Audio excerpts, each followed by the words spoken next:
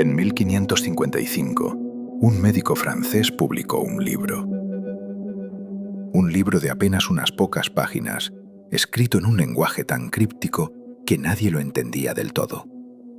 500 predicciones sobre el futuro. Ese libro lleva casi 500 años sin dejar de imprimirse, y hay gente que jura que en sus páginas están escritas, con décadas o siglos de antelación, el ascenso de Hitler, el 11 de septiembre, la muerte de Kennedy, la pandemia de COVID y una guerra que, según él, todavía no ha terminado. ¿Era un genio? ¿Un charlatán? ¿O algo que no tenemos palabras para describir? Hoy vamos a hacer algo que muy pocos canales hacen. Vamos a ir directamente a los textos originales. Vamos a leer sus profecías exactas y vas a decidir tú mismo si esto es coincidencia o algo más. Esta es la historia real de Nostradamus.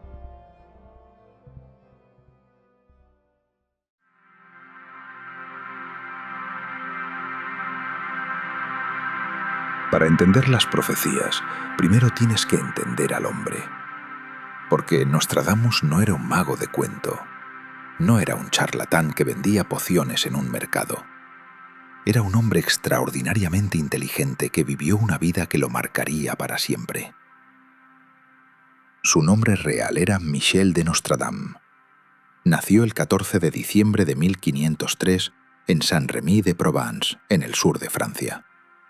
Una ciudad pequeña, con un mercado bullicioso y el olor constante de las hierbas del campo provenzal. Su familia era judía convertida al catolicismo. Los llamaban conversos, algo que en la Europa del siglo XVI era una posición delicada, siempre bajo la sospecha de la Inquisición. Desde pequeño, Michel mostró una capacidad intelectual poco común. Sus abuelos maternos, que habían sido médicos de la corte, se encargaron personalmente de su educación. Le enseñaron latín, griego, hebreo, matemáticas y, algo muy importante que entenderemos más tarde, astrología. En aquel tiempo, la astrología no era lo que es hoy. No era un horóscopo en una revista.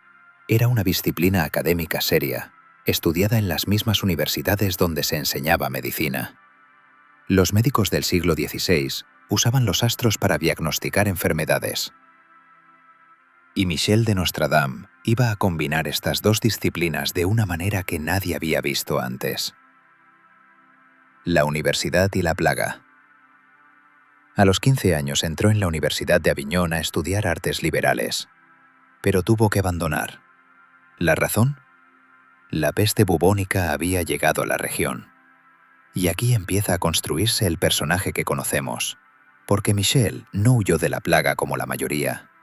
La fue a buscar.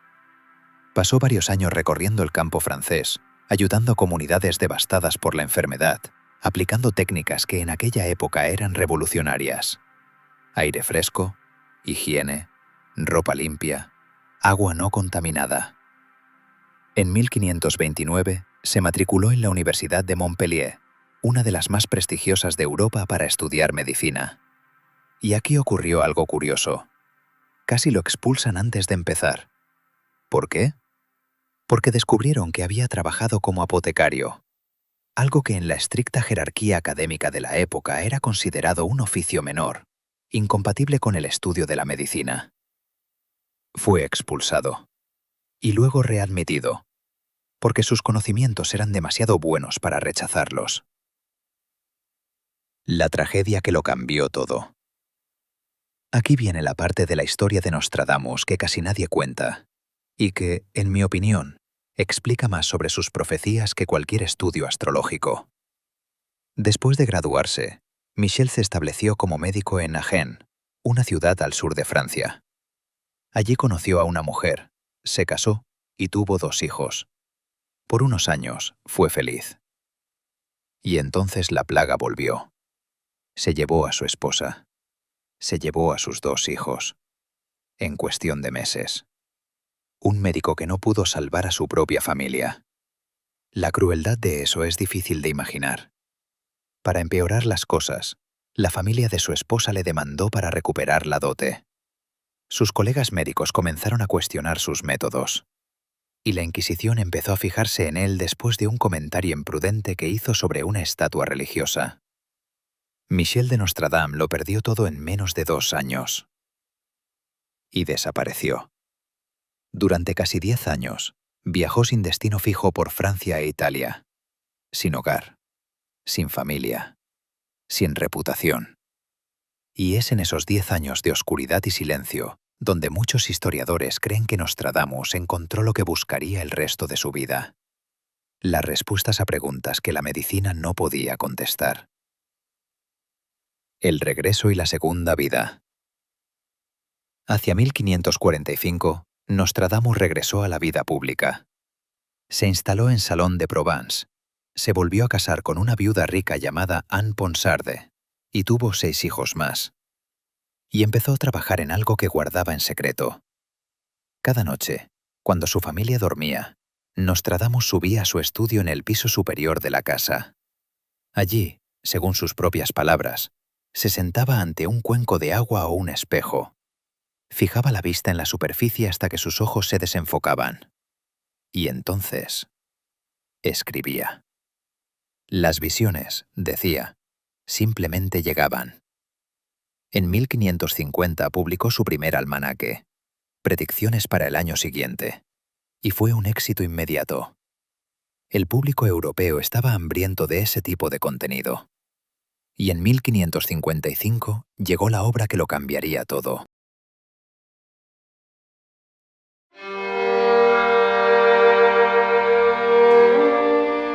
El libro se llamó Les Prophéties, las profecías, y era diferente a todo lo que se había publicado antes. No estaba organizado por años o por temas. No tenía un índice claro. No explicaba nada. Era una colección de 942 cuartetos, poemas de 4 líneas, escritos en una mezcla de francés antiguo, latín, griego, italiano y palabras que Nostradamus aparentemente inventó. ¿Por qué tan difícil de entender? Él mismo lo explicó en una carta a su hijo César. He escrito mis predicciones en términos oscuros y enigmáticos, para que aquellos del futuro que las lean no puedan ser perturbados por lo que revelan. Y esto, curiosamente, es una de las razones por las que sus profecías han sobrevivido 500 años. Porque cuando algo es suficientemente ambiguo, siempre puede interpretarse para que encaje con cualquier evento histórico. Ahora bien, y esto es importante, hay profecías que son tan específicas, tan concretas, que la ambigüedad no explica completamente el asunto. Y esas son las que vamos a ver ahora. ¿Cómo leer una cuarteta? Antes de entrar en las profecías, necesitas entender cómo funcionan. Cada cuarteta tiene 4 líneas. Está organizada en grupos de 100, llamados centurias, y están numeradas. Centuria 1, cuarteta 1, centuria 2, cuarteta 45, y así. Esto es importante porque cuando en Internet alguien dice Nostradamus predijo X en la centuria 7, cuarteta 97, puedes ir directamente a verificarlo. Eso es exactamente lo que vamos a hacer hoy. Vamos a ir al texto original, a la cuarteta exacta, y vamos a analizarla. Porque hay muchas páginas en Internet que citan a Nostradamus de manera incorrecta o directamente inventan cuartetas que él nunca escribió. Y eso, como veremos, también forma parte de esta historia.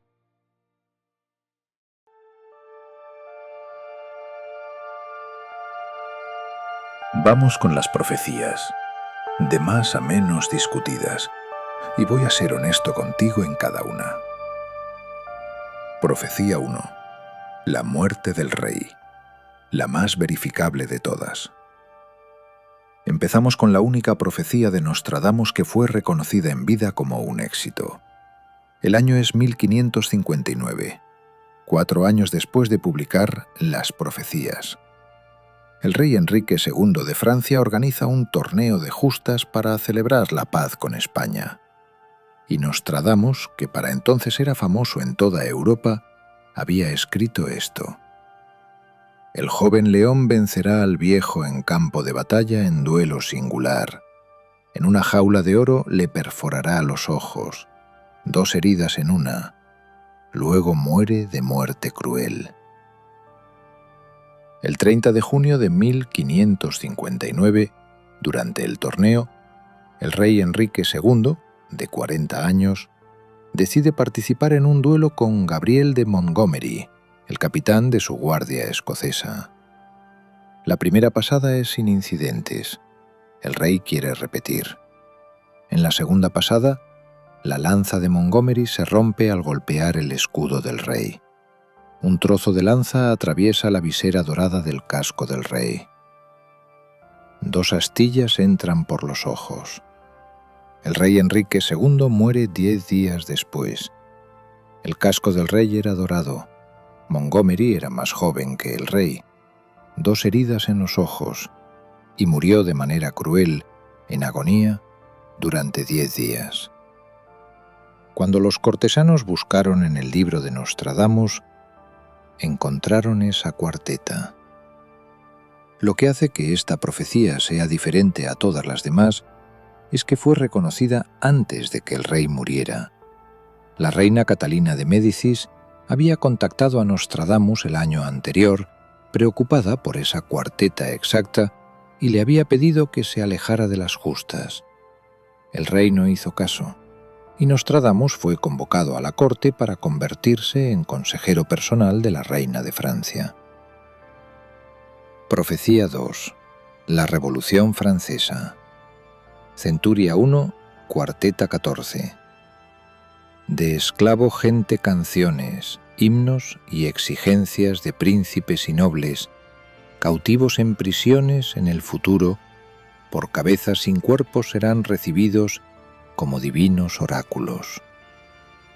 ¿Qué hay aquí? El pueblo llano, los esclavos, el tercer estado, cantando canciones e himnos, los himnos de la revolución, príncipes y nobles en prisión, la familia real encarcelada en la torre del Temple, cabezas sin cuerpos, la guillotina.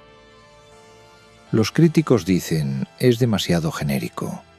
Los defensores dicen, en 1555 nadie podía imaginar que el pueblo de Francia iba a cortar la cabeza a su propio rey. Ningún precedente en la historia reciente lo sugería. Y hay más. Centuria 9, cuarteta 20. De noche llegará por el bosque de Reines 2 parejas, ruta tortuosa. La reina piedra blanca, el rey vestido de monje en la ciudad gris de Varennes. El ejido Capet causa tempestad, fuego y sangre cortante. Escucha esto con atención. La huida de Luis XVI en 1791, cuando el rey intentó escapar con su familia disfrazado de sirviente, terminó exactamente en Varennes, una ciudad que en el siglo XVI no tenía ninguna relevancia histórica conocida. Capet es el apellido de la dinastía real francesa. Luis XVI era Luis Capet. El rey iba disfrazado, vestido de monje, para no ser reconocido. El viaje fue de noche, por caminos secundarios. ¿Es esto coincidencia? ¿O es que Nostradamus escribió el nombre de Varennes en 1555 por alguna razón? Eso lo decides tú. Profecía 3. Napoleón Bonaparte. Centuria 8, cuarteta 1.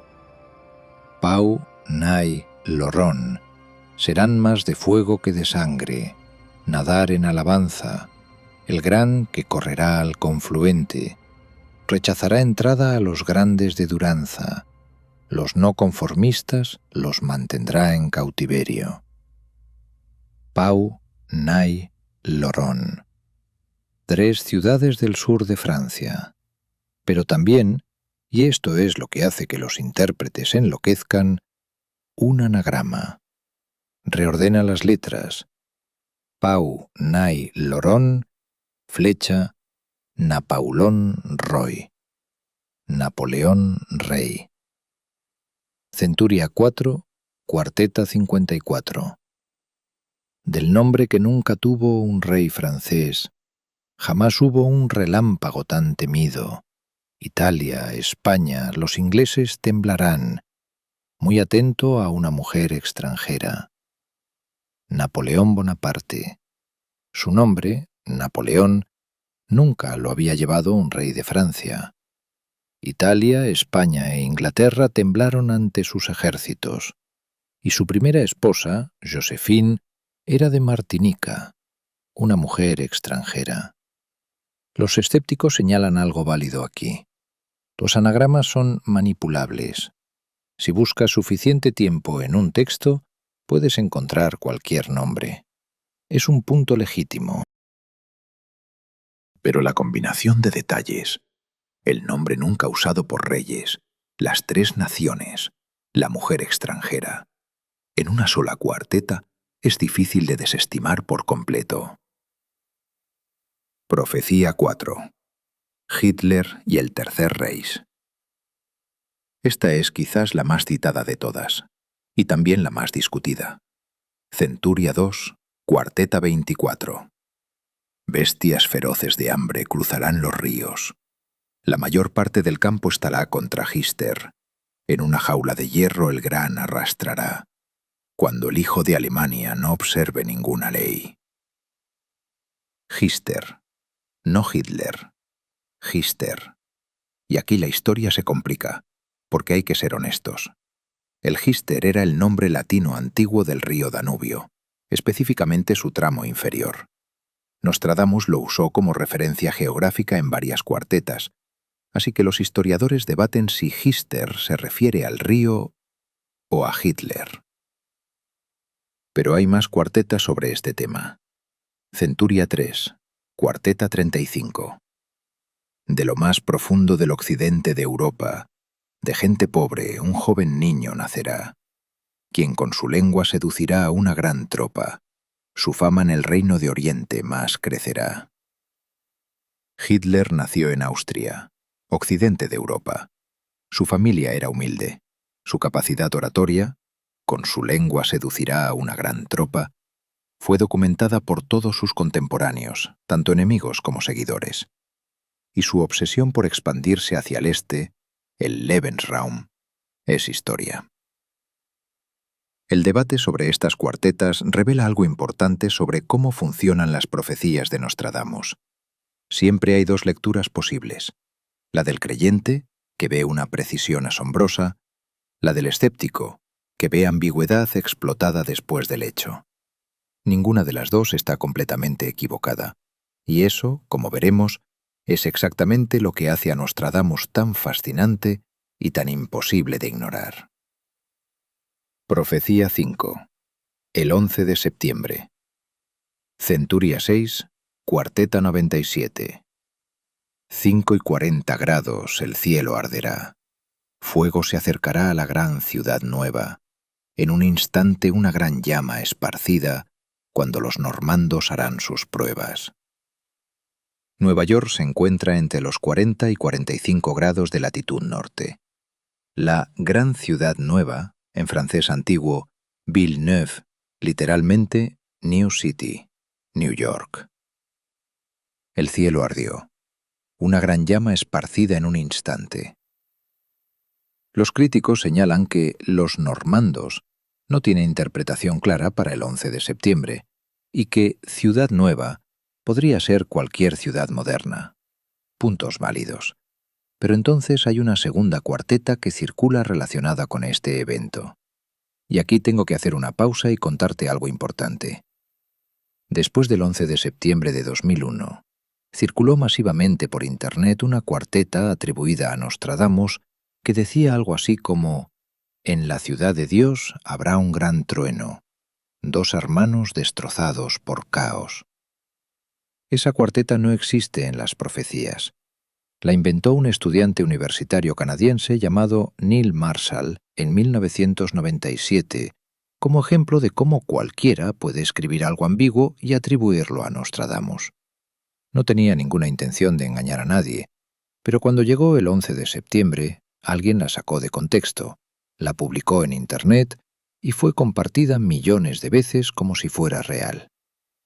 Esto es algo que necesitas saber antes de creer cualquier cita de Nostradamus que veas en redes sociales. Hay decenas de cuartetas falsas atribuidas a él. Verificar siempre. Profecía 6. Pasteur y la ciencia moderna. Esta es quizás la más sorprendente para muchos, porque no habla de guerra ni de desastres. Centuria 1, cuarteta 25. El hombre perdido es descubierto por la bestia oculta. El inventario del cielo no será conocido por la ley humana. Los microbios mueren, así como la bestia estará hambre. Luego Pasteur será honrado como semidios. Pasteur. En 1555, Louis Pasteur no había nacido todavía. Nacería en 1822, 300 años después de que Nostradamus escribiera esa cuarteta. Y en esa cuarteta aparece literalmente su apellido, junto con la referencia a los microbios, que Pasteur fue el primero en demostrar que causaban enfermedades, y la idea de ser honrado casi como un dios por sus descubrimientos. El escepticismo aquí es menor que en otras cuartetas porque el nombre es demasiado específico. La crítica que hacen los historiadores es que la palabra que aparece en la cuarteta original en francés antiguo es pasteur, que también significa simplemente pastor o guardián en francés. Así que podría ser una referencia a Pasteur, el científico, o podría ser una metáfora sobre un líder espiritual.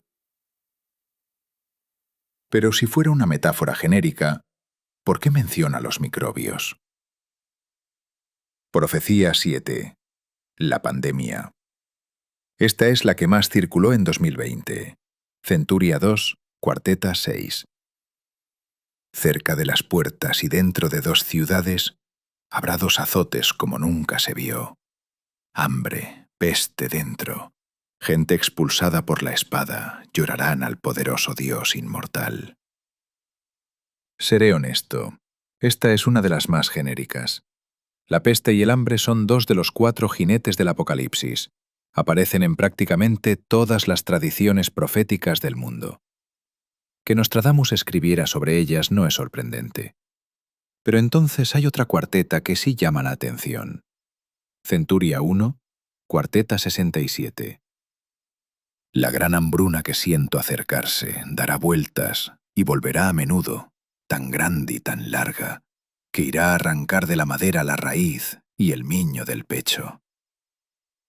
Una enfermedad que da vueltas y vuelve a menudo, que separa al niño de quien lo alimenta, las familias separadas, que arranca de la madera la raíz, economías destruidas, sistemas que colapsan. ¿Es COVID? ¿O es cualquier pandemia de los últimos 500 años?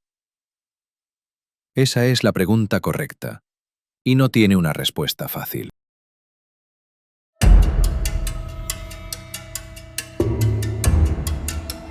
Esta es la parte que más me fascina de la historia de Nostradamus. ¿Cómo lo hacía? Y tenemos respuesta, porque él mismo lo explicó. El ritual de las visiones. En su carta prologal a las profecías, Nostradamus describió su método con cierto detalle. Se sentaba por la noche ante una llama de latón, una pequeña llama de metal, junto a un cuenco de agua. Fijaba la vista en la superficie del agua y esperaba. Este método tiene un nombre en las tradiciones esotéricas: scrying o catoptromancia, la adivinación por reflexión en superficies. No era una invención de Nostradamus, era una práctica antigua mencionada ya en textos griegos y árabes medievales.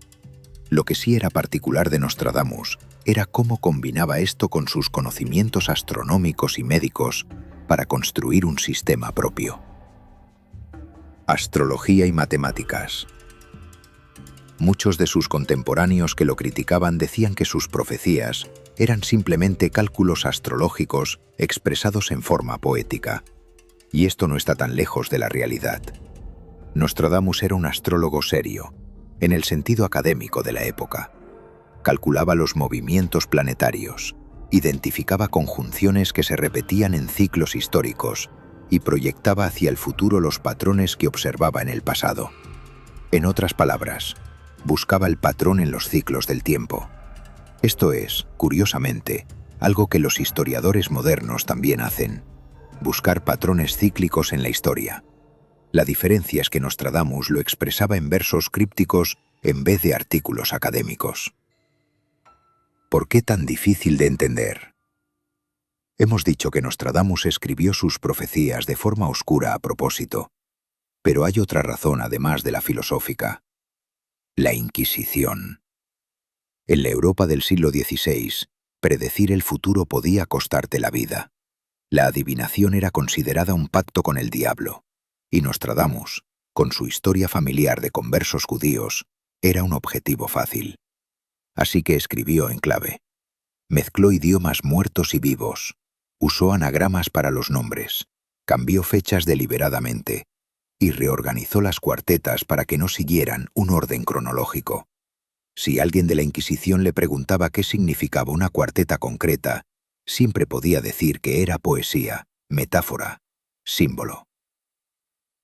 Era el sistema de protección más sofisticado de su época, y también, sin quererlo, lo que ha mantenido el debate sobre sus profecías vivo durante 500 años.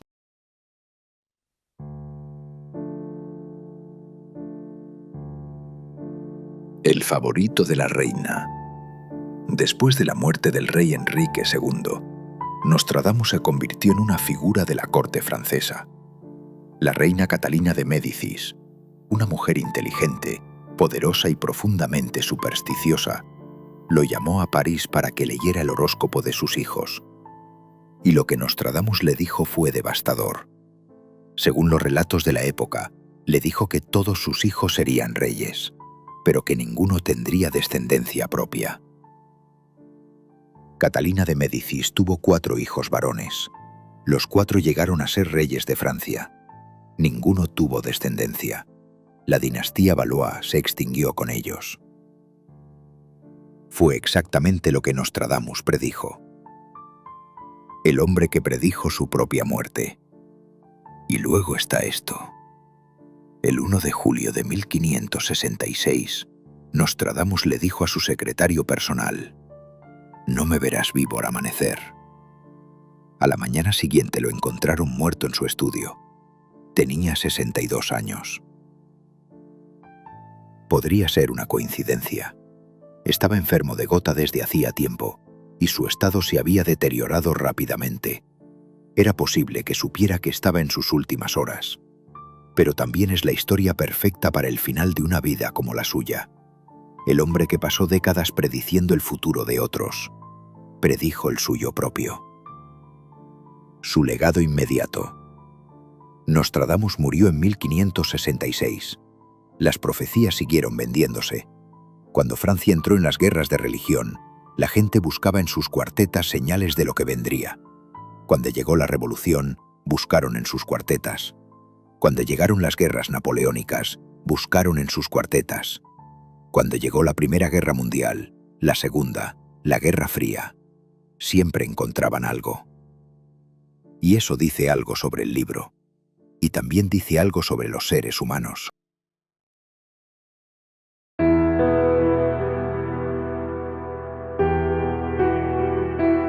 Ha llegado el momento de ser completamente honestos, porque este vídeo no estaría bien hecho si no te diera los 2 lados del debate.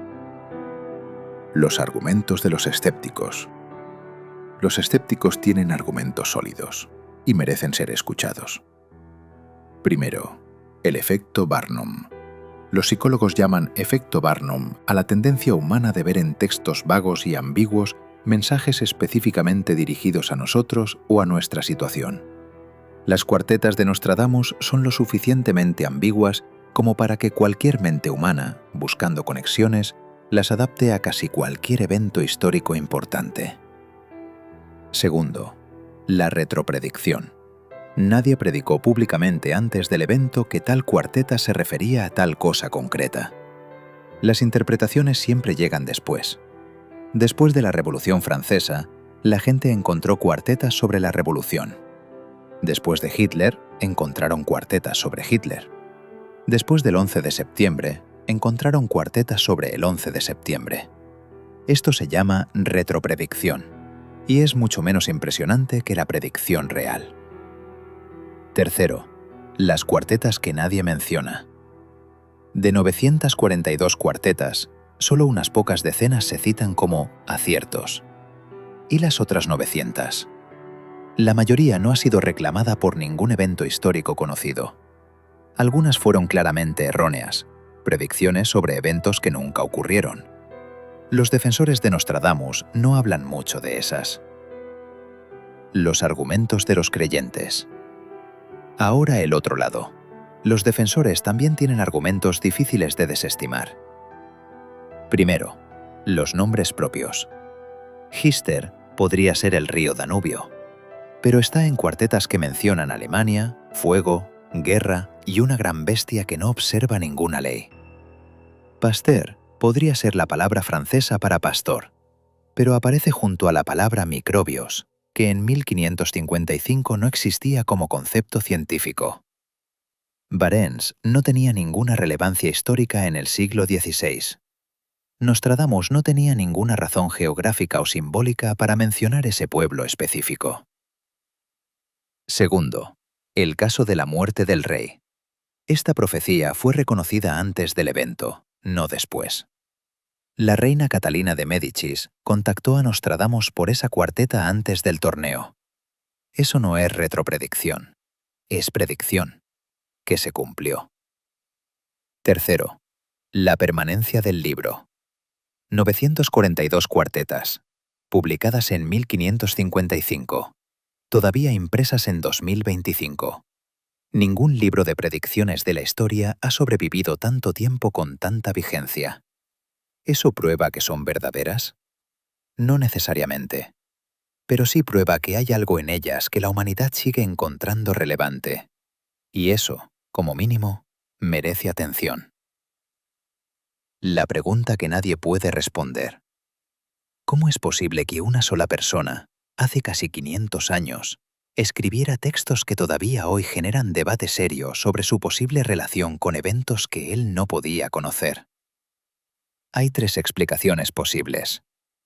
La primera, era un genio que usó la astrología cíclica, el conocimiento histórico y la ambigüedad lingüística para crear un sistema tan flexible que puede adaptarse a cualquier época. Un sistema diseñado para sobrevivir. La segunda, la mayoría de los aciertos son retropredicción y sesgo de confirmación humano. Vemos lo que queremos ver, y los pocos casos genuinamente sorprendentes, como Varens o Pasteur, son coincidencias estadísticas dentro de un volumen enorme de texto. La tercera, Nostradamus tenía acceso a algo que la ciencia moderna todavía no puede explicar. Una capacidad real de percepción fuera del ordinario. No tengo respuesta para darte. Y cualquiera que te diga que sí la tiene, en cualquier dirección, está mintiendo.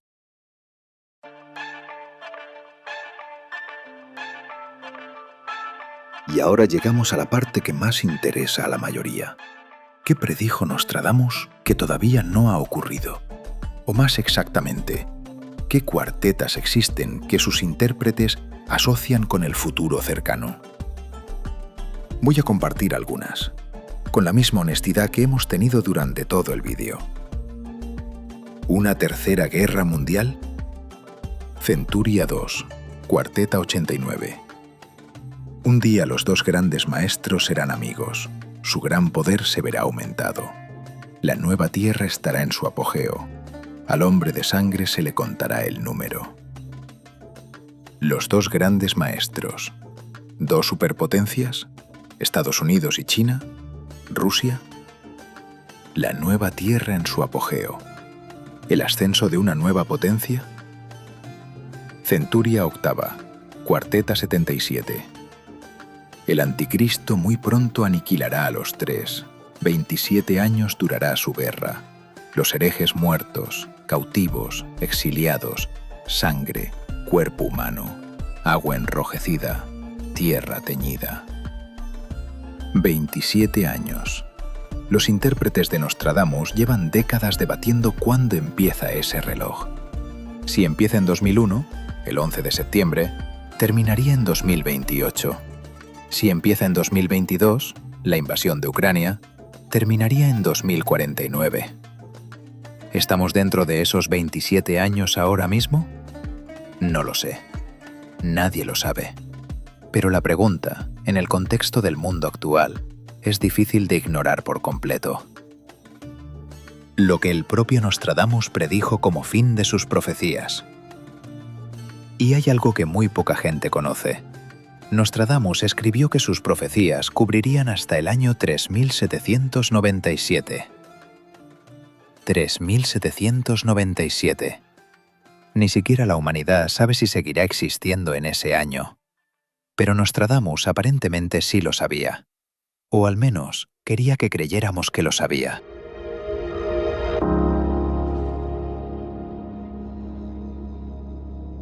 Michel de Nostredame. Un médico de provincia que perdió a su familia en una epidemia, que viajó durante 10 años buscando respuestas que la medicina no tenía, que escribió, por las noches, frente a un cuenco de agua, lo que sus ojos veían en la oscuridad, y que dejó un libro que 500 años después sigue vendiéndose, sigue siendo interpretado, sigue generando debate. ¿Era un profeta? ¿Era un astrólogo extraordinariamente hábil? ¿Era un poeta que escribió en clave para sobrevivir a la Inquisición? ¿Era un hombre que simplemente entendía que los ciclos de la historia se repiten? Quizás era todo eso al mismo tiempo. Lo que sí es cierto es esto.